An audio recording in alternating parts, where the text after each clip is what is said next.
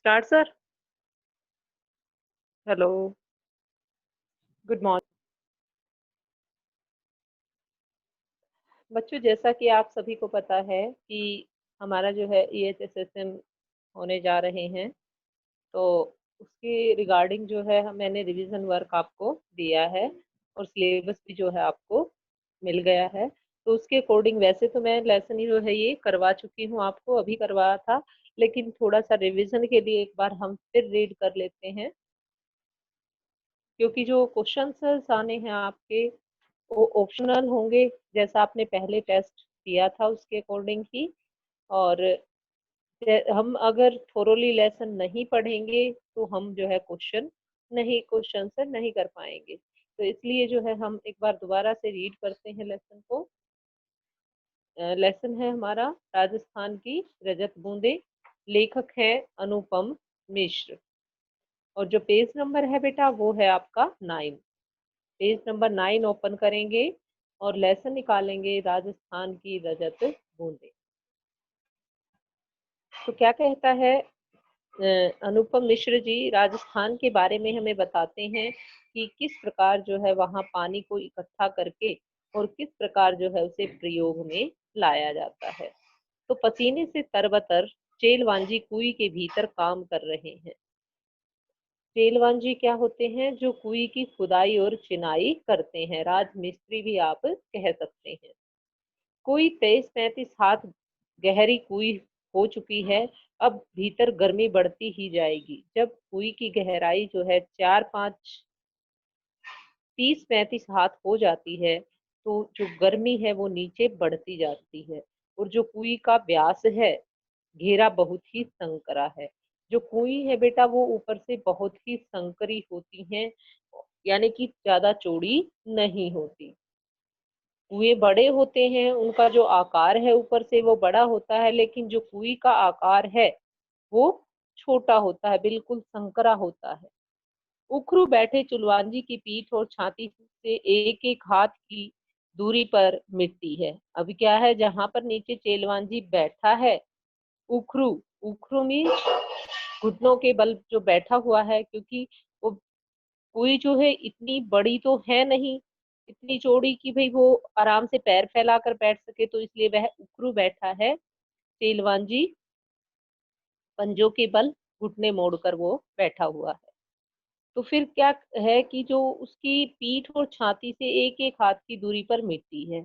अब आगे यदि देखें तो एक हाथ की दूरी पर मिट्टी है, क्योंकि उसने खुदाई की है, और पीछे भी जो है उसकी कमर की तरफ देखें तो भी वहां पर भी मिट्टी है, एक हाथ दूर। तो इतनी संकरी जगह में खोदने का काम कुल्हाड़ी या फावड़े से नहीं हो सकता, क्योंकि जो कुई है वो बहुत ही टाइट है, बहुत ज्यादा चौड़ी नहीं है। तो इतनी संकरी जगह में जो है कुल्हाड़ी और फावड़े से नहीं खोदा जा सकता। तो खुदाई वहां किससे होती है? बसोली से होती है। बसोली छोटी डंडी का एक छोटे फावड़े जैसा औजार होता है। जैसे राजमिस्त्री किसी ने अगर देखा हो तो उससे जो है ईंटें वगैरह काटता छाटता है, उसे कहते हैं हम बसोली। जो उसका पकड़ने का हैंडल होता है वो लकड़ी का होता है, और आगे से वो लोहे के आकार की होती है। नुकीला फल लोहे का और हत्था जो है लकड़ी का होता है, हत्था जिसको हाथ से पकड़ते हैं। कुएं की गहराई में चल रहे मेहनती काम पर वहां की गर्मी का असर पड़ेगा। अब जो कुएं की गहराई है बेटा, जितनी गहराई में जा रहे हैं तो वहां गर्मी बढ़ती जाती है। गर्मी कम करने के लिए क्या है कि ऊपर जमीन पर खड़े लोग बीच बीच में मुट्ठी भर रेत बहुत जोर के साथ जो है नीचे फेंकते हैं, जिससे ऊपर की ताजी हवा जो है नीचे फिकाती है और गहराई में जमा दम घोटू गर्म हवा ऊपर लौटती है। इतने ऊपर से फेंके जा रही रेत के कण नीचे काम कर रहे चेलवांजी के सिर पर लग सकते हैं, इसलिए वे अपने सिर पर कांसे या पीतल या अन्य किसी धातु या बर्तन का टोप की तरह जो है वे पहने रखते हैं। कौन? चेलवांजी या चेजारो भी हम इसको कहते हैं। क्या होते हैं बेटे चेलवांजी और चेजारो? जो कुई की खुदाई करते हैं। जैसा कि आप पेज नंबर 10 पे देख रहे हैं, जो चेजारो है नीचे कुएं की खुदाई कर रहा है, वो सिर पर एक टोप सा पहने हुए है, ताकि जब ऊपर से रेत फेंकी जाए तो वो उसके सिर पर ना लगे। कई बार क्या होता है कि रेत में कंकर वगैरह भी होता है, तो वह उसके सिर पर लग सकता है, इसलिए वह सिर पर टोपी पहनता है। नीचे थोड़ी खुदाई हो जाने के बाद चेलवांजी के पंजों के आसपास मलबा जमा हो गया है। जब थोड़ी खुदाई कर लेता है चेलवांजी तो मलबा जमा हो जाता है उसके आसपास। ऊपर रस्सी से एक छोटा सा डोल या बाल्टी उतारी जाती है, मिट्टी उसमें भर कर दी जाती है। पूरी सावधानी के साथ ऊपर खींचते समय भी बाल्टी में से कुछ रेत कंकड़ पत्थर नीचे गिर सकते हैं। टोप इनसे भी जो है चेलवांजी की रक्षा करता है, चेलवांजी के सिर को बचाता है। चेलवांजी यानी चिजारो कुएं की खुदाई और एक विशेष तरह की चिनाई करने वाले दक्षतम लोग। दक्षतम क्या होता है बेटा? कुशल, जिसे अपना काम बहुत अच्छी तरह से आता हो। चेलवांजी यानी चिजारो, तो चेलवांजी को क्या कहा जाता है? चिजारो भी कहा जाता है। तो कुएं की खुदाई क्या है और उसकी कुएं की विशेष तरह की चिनाई और करने वाले दक्षतम लोग क्या कहलाते हैं? चेलवांजी या चिजारो। यह काम तेजा कहलाता है। जो वो काम करते हैं वो तेजा कहलाता है। चिजारो जिस कुएं को बना रहे हैं वह भी कोई साधारण ढांचा नहीं है। कुएं यानी बहुत ही छोटा सा कुआं। कुआं का पुल्लिंग, कुआं जो शब्द है वो क्या है? पुल्लिंग शब्द है। और कुएं क्या है? स्त्रीलिंग शब्द है। कुआं जो है वो कुएं के आकार में बहुत ही बड़ा होता है, उसका व्यास बहुत बड़ा होता है। लेकिन जो कुएं है उसका व्यास बहुत कम होता है, कुएं बहुत संकरी होती है। गहराई तो इस कुएं की कहीं से कम नहीं है। राजस्थान में अलग अलग गहराई तो कम नहीं होती, लेकिन चौड़ाई में अंतर बहुत ज्यादा होता है कुएं और कुएं में। राजस्थान में अलग अलग स्थानों पर एक विशेष कारण से कुइयों की गहराई कुछ कम और ज्यादा होती है। वही स्थान विशेष पर डिपेंड करता है कि जो कुई है उसकी गहराई कितनी की जाए और कितनी। कहीं किसी स्थान पर कम होती है कुई की गहराई और किसी स्थान पर ज्यादा होती है। कुई एक और अर्थ में कुएं से बिल्कुल अलग है। कुआं भूजल को पाने के लिए बनता है, पर कुएं भूजल से ठीक वैसे नहीं जुड़ती जैसे कुआं जुड़ता है। तो कहता है कि जो पाताल का पानी है, जमीन के अंदर जो पानी है नीचे, तो कुएं जो है उस पानी के लिए बनाए जाते हैं। लेकिन जो कुएं है वो जो है भूमिगत जल के लिए नहीं बनाई जाती, जो भूमि के अंदर जल है उसके लिए नहीं बनाई जाती, बल्कि जो कुएं है वह तो जो वर्षा का जल है उसे इकट्ठा करने के लिए बनाई जाती है। देखिए बच्चों, कुएं में नीचे से पाताल का पानी आता है, ठीक है, लेकिन कुएं में जो वर्षा का पानी रिस कर जाता है कुएं में बह जाता है। कुएं वर्षा के जल को बड़े विचित्र ढंग से समेटती है, तब भी जब वर्षा ही नहीं होती। यानी कुएं में न तो सतह पर बहने वाला जल वाला पानी है और न ही भूजल है। यह तो नेति नेति जैसा कुछ पेचीदा मामला है। नेति नेति क्या होता है? अंतहीन, कभी न समाप्त होने वाला। पेचीदा क्या होता है? बड़ा मुश्किल। ये नहीं है कि जब बारिश आएगी तभी बारिश का पानी इकट्ठा होगा कुएं में। यह जो प्रक्रिया है कुएं में बारिश का पानी इकट्ठा होने की, यह निरंतर चलती रहती है। देखिए कैसे चलती रहती है बच्चों, कि जैसे खड़िया पट्टी होती है। राजस्थान में कई जगहों पर क्या पाई जाती है? खड़िया पट्टी पाई जाती है, पूरी की पूरी पट्टी होती है। तो जो वर्षा का पानी है, तो मान लीजिए वो रिस कर अंदर गया है, लेकिन जो खड़िया पट्टी है उसे पाताल तक नहीं जाने देती। तो वो खड़िया पट्टी से सीधा किसमें जाता है रिस के? वो जाता है कुएं में। तो इस प्रकार जो है, जो कुएं है वो निरंतर लगातार जो है जल देती रहती हैं, चाहे वर्षा हो या ना हो। जो खड़िया पट्टी से ऊपर की जो सतह है पृथ्वी की, उसमें से पानी रिस रिस कर कुएं में जाता रहता है। मरुभूमि, मरुस्थल बेटा, में रेत का विस्तार और गहराई अथाह है। भाई जो रेत है उसका जो विस्तार है, फैलाव है और गहराई भी बहुत ही ज्यादा है। यहाँ वर्षा अधिक मात्रा में भी हो तो उसे भूमि में समा जाने में देर नहीं लगती, पर कहीं-कहीं मरुभूमि में रेत की सतह के नीचे प्राय 10-15 हाथ, 50-60 हाथ नीचे खड़िया पत्थर की एक पट्टी चलती है। यह पट्टी जहां भी है काफी लंबी चौड़ी है, पर रेत के नीचे दबी होने के कारण ऊपर से दिखाई नहीं देती है। नीचे थोड़ी खुदाई हो जाने के बाद चेलवांजी के पंजों के आसपास मलबा जमा हो गया है। ऊपर रस्सी में एक छोटा सा, सॉरी, नेक्स्ट जो पेज है बेटा हमारा वो था 11 पेज।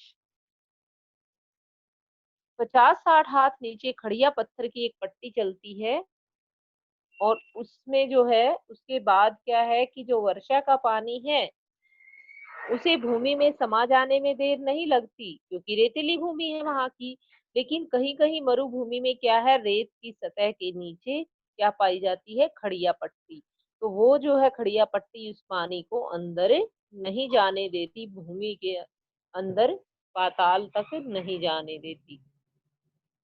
तो वहीं पर जो है कुइयों की खुदाई की जाती है जहां पर खड़िया पट्टी हो। ऐसे क्षेत्रों में बड़े कुएं खोदते समय मिट्टी में ही हो रहे परिवर्तन से खड़िया पट्टी का पता चल जाता है। बड़े कुओं में पानी तो 150-200 हाथ पर ही आता है, पर वह प्राय खारा होता है, इसलिए पीने के काम में नहीं आ सकता। बस तब इन क्षेत्रों में कुइयां बनाई जाती हैं। पट्टी खोजने में पीढ़ियों का अनुभव ही काम आता है। बरसात का पानी किसी क्षेत्र में एकदम बैठे नहीं तो पता चल जाता है कि रेत के नीचे ऐसी पट्टी चल रही है। क्या कहता है कि जो कुएं हैं बेटा, जो पाताल का पानी आता है वो क्या है, राजस्थान में खारा होता है।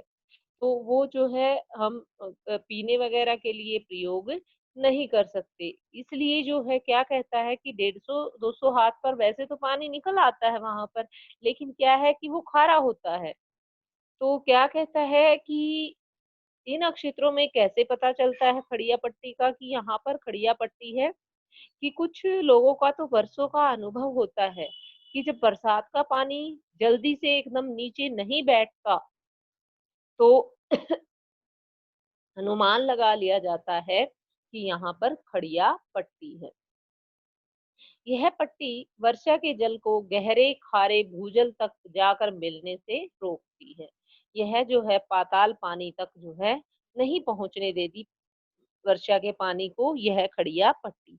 ऐसी स्थिति में उस बड़े क्षेत्र में वर्षा पानी भूमि की रेतीली सतह और नीचे चल रही पथरीली पट्टी के बीच अटक कर नमी की तरह फैल जाता है। तेज पड़ने वाली गर्मी में इस नमी की भाप बनकर उड़ जाने की आशंका उठ सकती है, पर ऐसे क्षेत्रों में प्रकृति की एक और अनोखी उदारता है। अब देखिए क्या है, कहता है लेखक कि ऐसा भी होता है। अब देखिए जो पहली ऊपरी परत है जो रेत की, राजस्थान में तो उसमें पानी समाया होता है, तो वह पानी जो है भाप बनकर भी उड़ सकता है जब गर्मी पड़ती है। लेकिन प्रकृति की ने और क्या उपहार दिया है ऐसे क्षेत्रों में कि रेत के कण जो है वो बहुत ही बारीक होते हैं। वे अन्यत्र मिलने वाली मिट्टी के कणों की तरह एक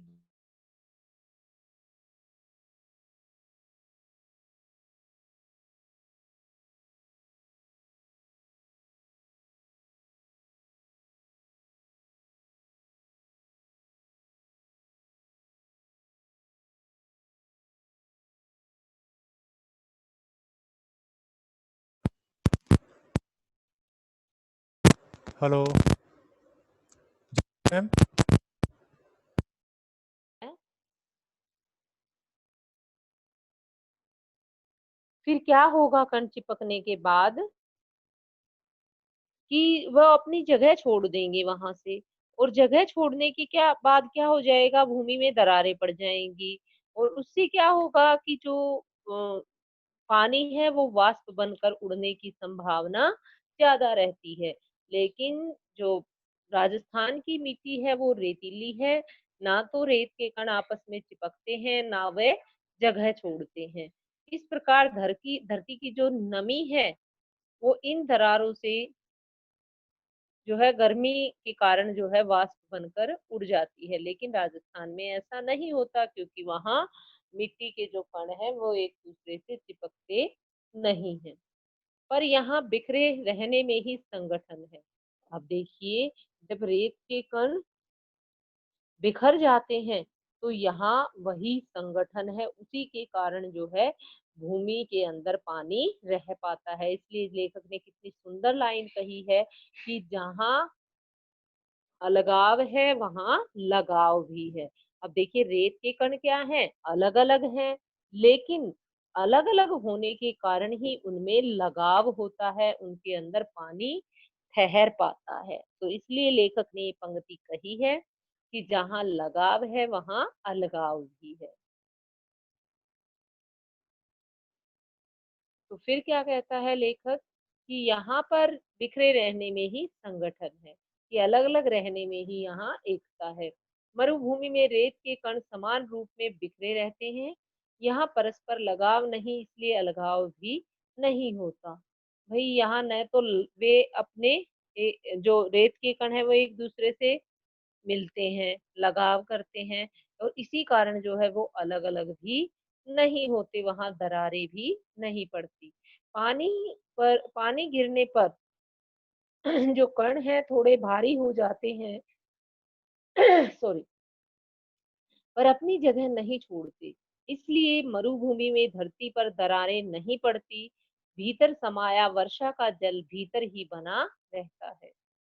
एक तरफ थोड़े नीचे चल रही पट्टी इसकी रखवाली करती है तो दूसरी तरफ ऊपर रेत के असंख्य कणों का इस पर पहरा रहता है। तो वर्षा के पानी की नीचे से कौन रक्षा करता है? खड़िया पट्टी। और ऊपर से कौन रक्षा करता है? असंख्य कण किसके? रेत के। इस हिस्से में बसी बूंद बूंद रेत में समाकर नमी में बदल जाती है और उसके बाद जो है यहाँ कुई बनकर बन जाए तो उसका पेट, उसकी खाली जगह चारों तरफ रेत में समाई नमी को फिर से बूंदों में बदलती है, बूंद बूंद रिसती है और कुएं में पानी जमा होने लगता है। देखिए कितनी सुंदर मतलब प्रकृति की देन है कि किस प्रकार जो है वहां पर पानी को इकट्ठा किया जाता है। इस अमृत को पाने के लिए मरुभूमि के समाज ने खूब मंथन किया है। यानी कि लोगों के सोच विचार का ये जो है फल है कि आज जो है वो इस पानी को प्रयोग कर रहे हैं, वरना खारे पानी में जीना मुश्किल हो जाता। तो यह उनका विचार विमर्श किया, उन्होंने बहुत मंथन किया, अपने दिमाग को लगाया, तब जाकर जो है वहां इस पानी का प्रबंध हो सका। अपने अनुभवों को व्यवहार में उतारने का पूरा एक शास्त्र विकसित किया है। इस शास्त्र ने समाज के लिए उपलब्ध पानी को 3 रूपों में बाँटा है। अब पानी को जो है यहाँ के समाज ने 3 रूपों में, कितने प्रकारों में बाँटा है? 3 प्रकार में। तो वेरी इंपॉर्टेंट है बेटा, ध्यान से देखना इसको। पहला रूप है पालर पानी, यानी सीधे बरसात से मिलने वाला पानी। यह धरातल पर बहता है और उसे नदी तालाबों आदि में रोका जाता है।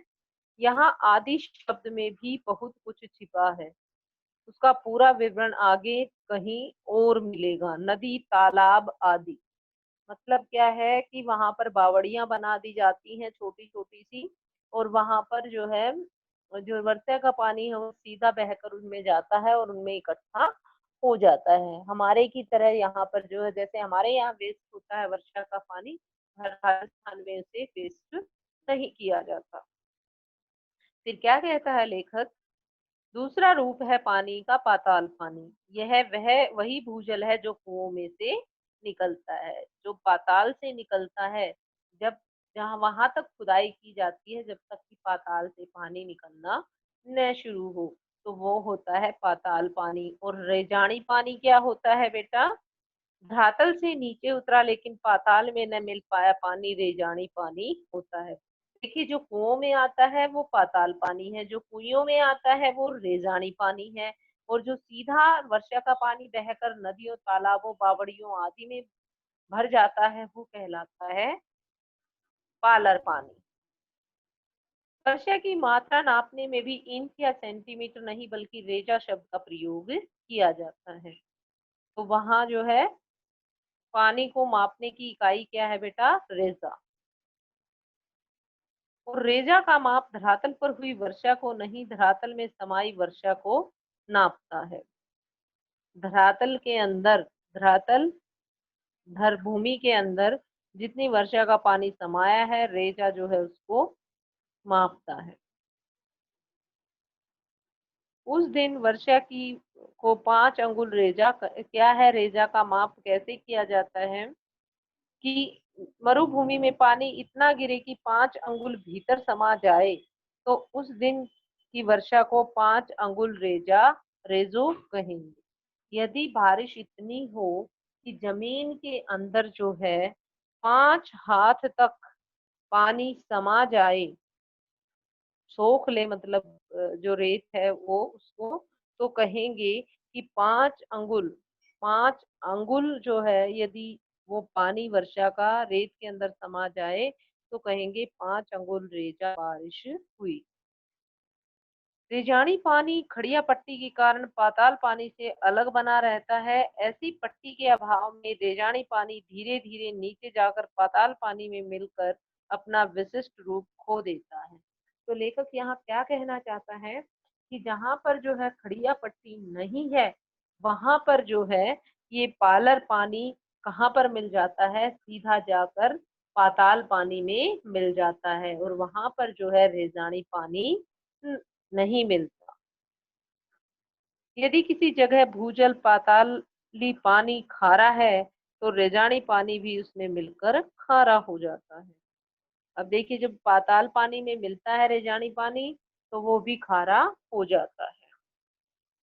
इस विशिष्ट रेजानी पानी को समेट सकने वाली कुई बनाना सचमुच एक विशिष्ट कला है। 4-5 हाथ के व्यास की कुई को 30 से 60-65 हाथ की गहराई तक उतारने वाले चिजारों कुशलता और सावधानी की पूरी ऊंचाई मापते हैं। यानी कि देखिए, जो कुई है बेटा उसकी जो चौड़ाई होती है वो कितनी होती है? 4 या 5 हाथ। लेकिन उसकी जो गहराई होती है वो होती है 60-65 हाथ। 30 भी हो जाती है कहीं पर, और कहीं पर 60 या 65 हाथ भी होती है। तो कितने कुशल होते हैं वो चिजारों जो इन कुइयों का निर्माण करते हैं। सेजो यानी चिनाई का श्रेष्ठतम काम कुई का प्राण है। अब कुई की खुदाई के बाद कुई की चिनाई भी जो है बेस्ट होनी चाहिए, वरना वह गिर जाएगी। तो जो मेन है कुई की खुदाई के बाद वो है उसकी चिनाई, जिसमें थोड़ी सी भी अगर चूक चिजारों के प्राण ले सकती है। हर दिन थोड़ी थोड़ी खुदाई होती है, डोल से मलबा निकाला जाता है और फिर आगे की खुदाई रोक कर अब तक हो चुके काम की चिनाई की जाती है, ताकि मिट्टी धसे नहीं। भसके का मतलब है बेटा भुरकर, मतलब थोड़ी थोड़ी भर भरा कर। जैसे थोड़ी सी खुदाई की जाती है, फिर उसकी पक्की ईंटों से चिनाई की जाती है। यदि पहले सारी खुदाई कर दी जाए तो सारी जो मिट्टी है वो भर भरा कर जो है गिर जाएगी। भुरना मतलब थोड़ी थोड़ी थोड़ी थोड़ी गिर गिर के वो सारी जो है गिर सकती है। कुएं जो है, तो थोड़ी सी कुएं की खुदाई कर कर फिर उसकी चिनाई की जाती है। तो बड़ी ही जो है मेहनत का काम है तेजारों के लिए। यदि वे थोड़ी सी भी लापरवाही करें तो इसमें जो है तेजारों की जान जा सकती है। फिर कहता है लेखक कि 20-25 हाथ की गहराई तक जाते जाते गर्मी बढ़ती जाती है और हवा भी कम लगने लगती है। तब ऊपर से मुट्ठी भर भर कर रेत नीचे तेजी से फेंका जाता है। मरुभूमि में जो हवा रेत के विशाल टीलों तक को यहाँ से वहाँ उड़ा देती है, वही हवा यहाँ कुएं की गहराई में एक मुट्ठी रेत में उड़ने लगती है और पसीने से नहा रहे चेलवांजी को राहत दे जाती है। कुछ जगहों पर कुएं बनाने का यह कठिन काम और भी कठिन हो जाता है। किसी-किसी जगह ईंट की चिनाई से मिट्टी को रोकना संभव नहीं हो पाता। तब कुएं को रस्से से बांधा जाता है। देखो कितना टफेस्ट काम है, मतलब कि जब ईंटों से जो है मिट्टी नहीं रुकती, तो वहां पर जो है रस्से बनाए जाते हैं बड़े-बड़े और उन रस्सों को चारों ओर कुएं के लपेटा जाता है ताकि मिट्टी नीचे ना गिरे और उसके बाद उसकी चिनाई की जाती है। पहले दिन कुएं खोदने के साथ-साथ खींप नाम की घास का ढेर जमा कर लिया जाता है। सिजारो खुदाई शुरू करते हैं और बाकी लोग खीप की घास में से कोई 3 अंगुल मोटा रास्ता बटने लगते हैं। पहले दिन का काम पूरा होते-होते हुई तो खीप नामक एक घास पाई जाती, एक रेशा पाया जाता है, जिसे जिससे जो है बाकी लोग रस्सी बनाते हैं और चेलवांजी अपना काम खुदाई का करता रहता है। एक ढेर डाल दिया जाता है कुएं के पास खीप नामक घास का और बाकी लोग जो है 3-4 उंगल मोटा रस्सा बनाते हैं और पहलवान जी अपना काम करता है। इसके तल पर दीवार के साथ सटाकर रस्से का पहला गोल बिछाया जाता है। जहाँ तक खुदाई हुई है कुएं की, वहां जो है रस्से का पहला जो है गोला बिछाया जाता है, ऐसे गोल गोल करके जो है रस्से को बिछाया जाता है साइडों में, ताकि मिट्टी नीचे ना गिरे जो साइडों से है। और फिर उसके ऊपर दूसरा, तीसरा, चौथा इस तरह ऊपर आते जाते हैं।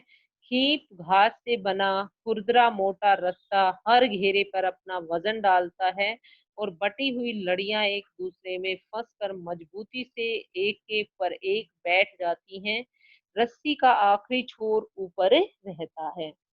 अगले दिन फिर कुछ हाथ मिट्टी खोदी जाती है और रस्से के पहले दिन जमाई गई कुंडली दूसरे दिन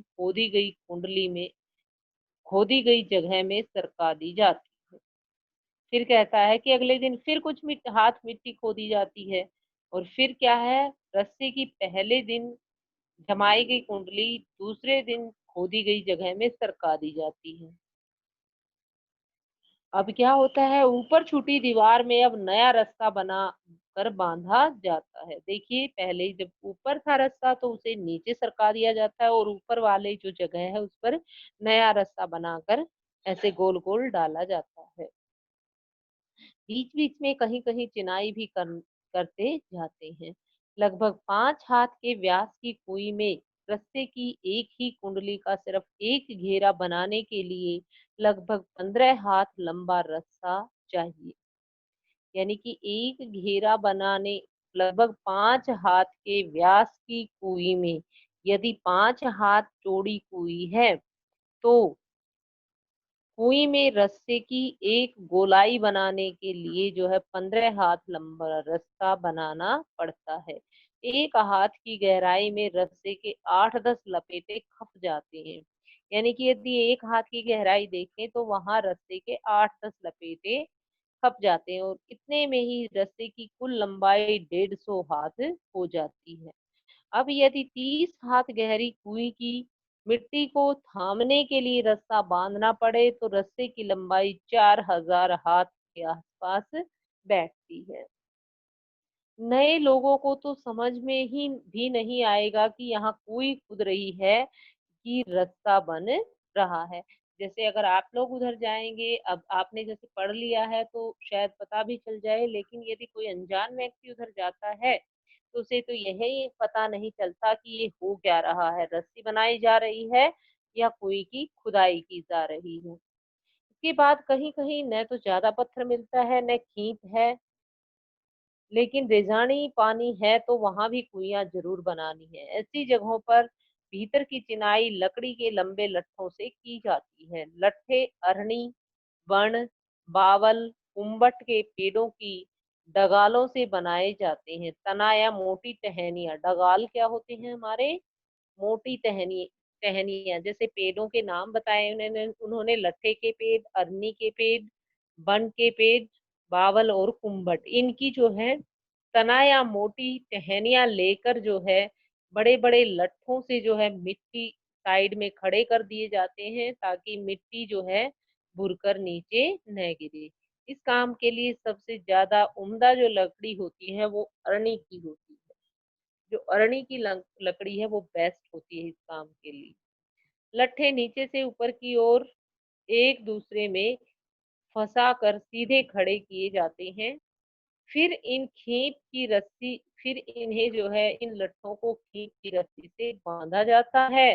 कहीं-कहीं चक की रस्सी भी काम में लाते हैं।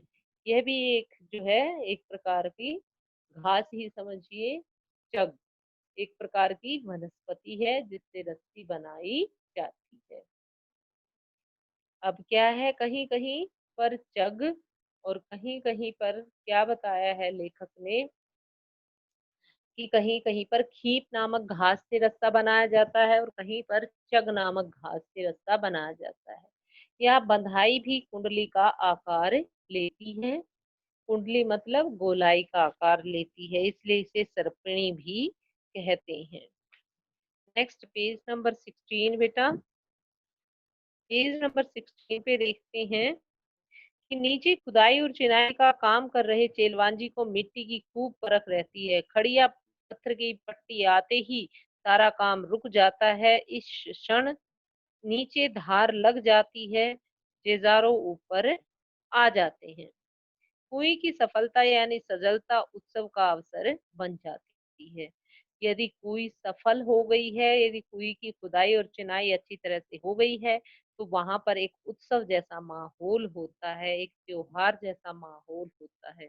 यूँ तो पहले दिन से ही काम करने वालों का विशेष ध्यान रखना यहाँ की परंपरा है कि जो कुई बनाने में काम कर रहे हैं, तो उन लोगों का विशेष ध्यान रखा जाता है, पर काम पूरा होने पर तो विशेष भोज का आयोजन किया जाता है। सब मिलकर जो है इकट्ठे भोजन करते हैं।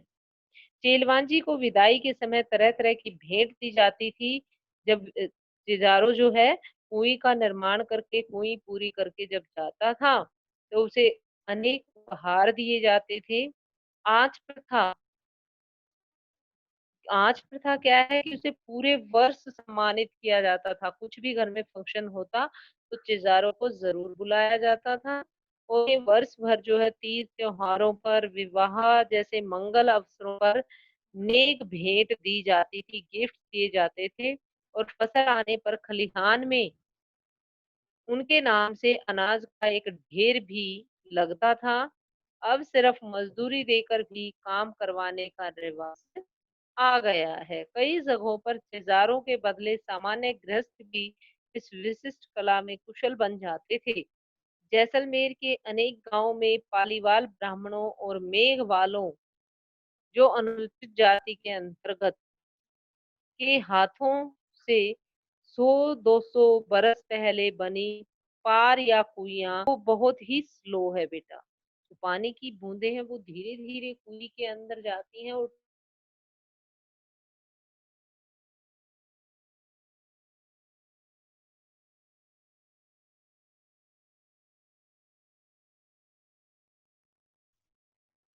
जो है छुकुई को का मुंह जो है छोटा रखने के 3 कारण जो है लेखक ने बताए हैं। पहला तो क्या कि जो पानी है वो बहुत धीरे धीरे रिस कर आता है, तो जो कुएं है उसमें 2 या 3 घड़े ही पानी इकट्ठा होता है। और दूसरा क्या है कि यदि कुएं का आकार बड़ा करेंगे तो वो पानी तल पर ही बिखर जाएगा और उसे ऊपर निकालना संभव नहीं होगा। और तब उसे जो है छोटे व्यास की कुइयों में धीरे-धीरे रिस कर आ रहा पानी 2-4 हाथ की ऊंचाई ले लेता है। कई जगहों पर कुएं से पानी निकालते समय छोटी बाल्टी के बदले छोटी चड़स का प्रयोग भी किया जाता है। यह क्या होती है चड़स बेटा? चमड़े या रबड़ का बना हुआ पानी भरने का एक थैला होता है। चड़स। तो कई क्या है कि ये नीचे आराम से बैठ जाएगी और फिर जब इसमें पानी भर जाएगा तो ये फूल जाएगी। इस प्रकार जो है कई जगह जहाँ बाल्टियों से काम नहीं चलता पानी निकालने के लिए वहाँ किसका प्रयोग किया जाता है?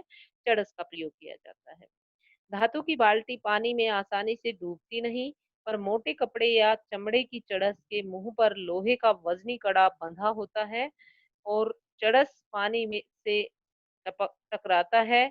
ऊपर का वजनी भाग नीचे के भाग पर गिरता है और इस तरह जो है कम मात्रा के पानी में भी ठीक से डूब जाता है। भर जाने के बाद ऊपर उठते ही चर्च अपना पूरा आकार ले लेता है। पिछले दौर में ऐसे कुछ गांवों के आसपास में सड़कें निकली हैं, ट्रक दौड़े हैं, ट्रकों की फटी ट्यूबों से भी जो है छोटी चर्च बनाई जाती हैं। चमड़े की भी बनती हैं और ये रबड़ की भी बनती हैं। चड़स कुएं के व्यास का संबंध इन क्षेत्रों में पड़ने वाली तेज गर्मी से भी होता है। व्यास बड़ा होगा तो कुएं के भीतर पानी ज्यादा फैल जाएगा और बड़ा व्यास पानी का को भाप बनाकर उड़ने से रोक नहीं पाएगा। अब जैसे ही गर्मी पड़ेगी, यदि कुएं की चौड़ाई